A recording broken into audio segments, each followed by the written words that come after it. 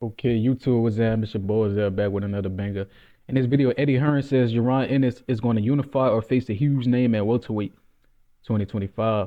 Um, as of now, the Duck stigma is still attached to his name, and where will Jaron Boots Ennis's career go from here? Let's get it. First of all, Eddie Hearn said Jaron Ennis will unify or face a huge name at welterweight in 2025. Okay, cool. We know a lot of people been attached to his name. We know if he faces Mario Barrios, that's easy money. That's like slaughtering a chicken.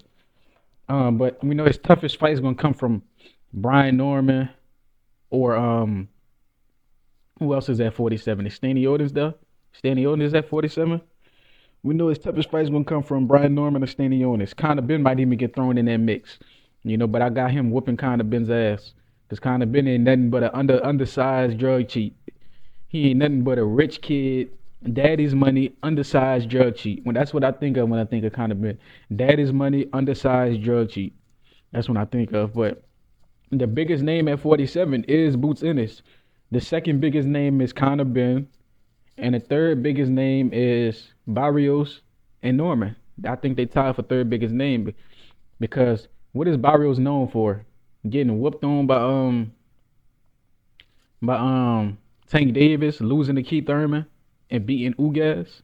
Cool. What is kind of been known for? Well, first of all, being daddy's money, being a son of a legendary fighter, of a Hall of Fame fighter, and being a drug cheat and talking a lot of shit. That's what he known for.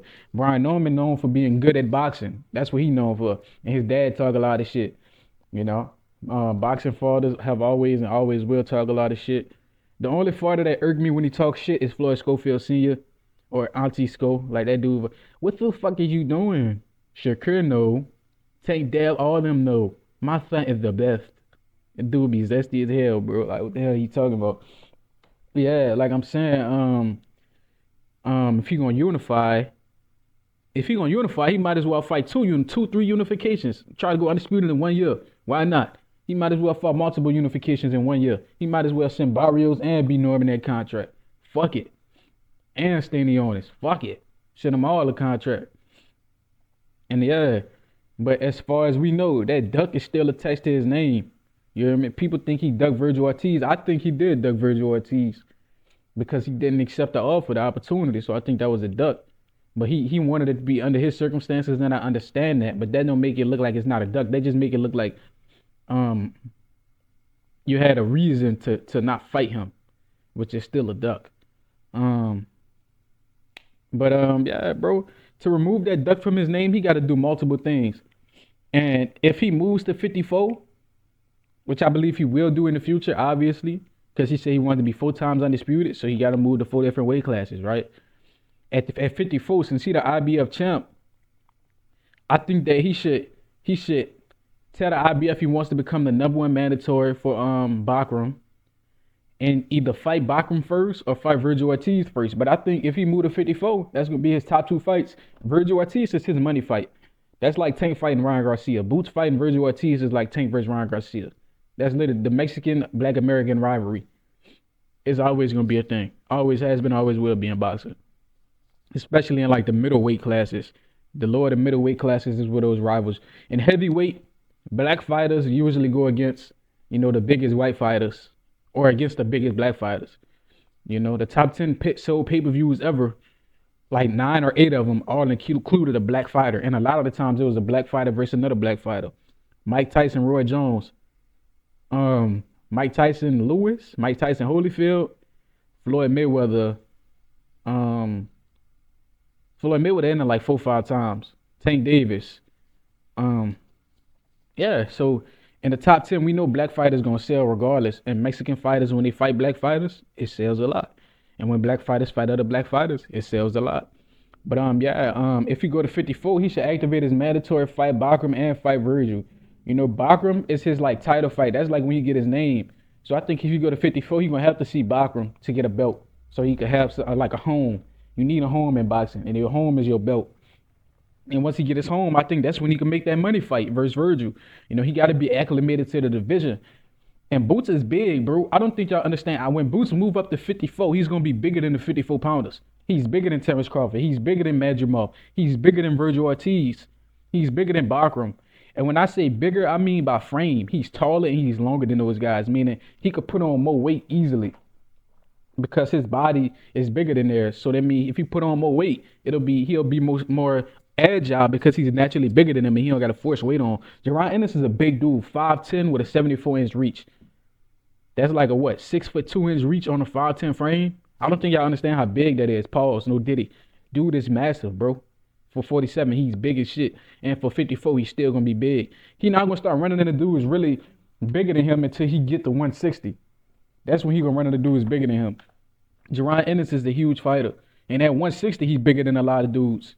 You know, him and Caleb Plant runner. He probably bigger than Caleb Plant, bigger than Andre, you know. All those guys at 160, bigger than Big Charlo.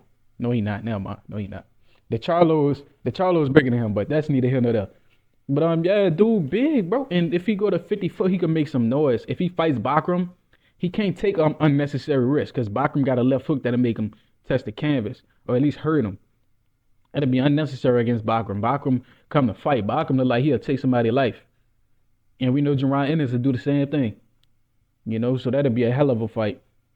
Underrated rivalry in boxing is the black fighter versus the Russian fighter. That fight is underrated. You know, Tank Davis. Imagine a Tank Davis versus what's his name, Baranchik, that Keyshawn about to fight. Or imagine a Bivol versus a Big Charlo. Or just imagine fights like that. You know, a Crawford or a Boots versus Bakram. You know, Jermell Charlo versus Bakram. You know. Shit like that. Like, fights like that make boxing lit. And it's stylistic matchups. And the thing is, black fighters have so many different styles. We're not tailor-made for one different style. Because when you have the Mexican style, you know what the Mexican style look like?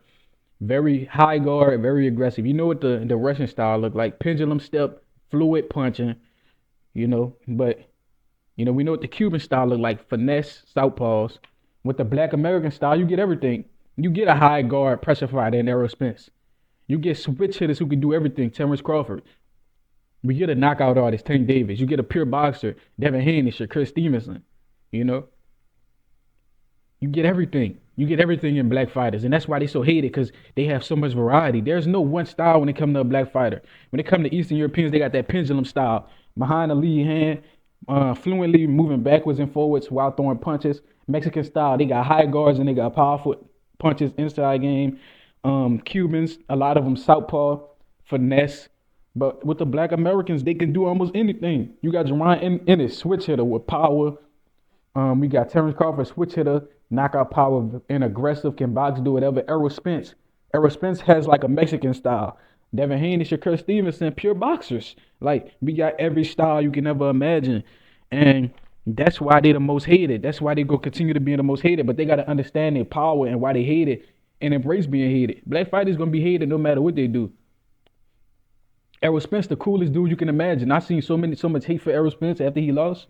I'm like, damn, Errol Spence didn't do nobody anything. But a lot of the times, it'd be the people outside the race who got their best fighters lost to Errol Spence, Mikey Garcia, Danny Garcia, you know, and now they feel some type of way. But let me know what y'all think. Like, comment, subscribe, and share this. Till next time.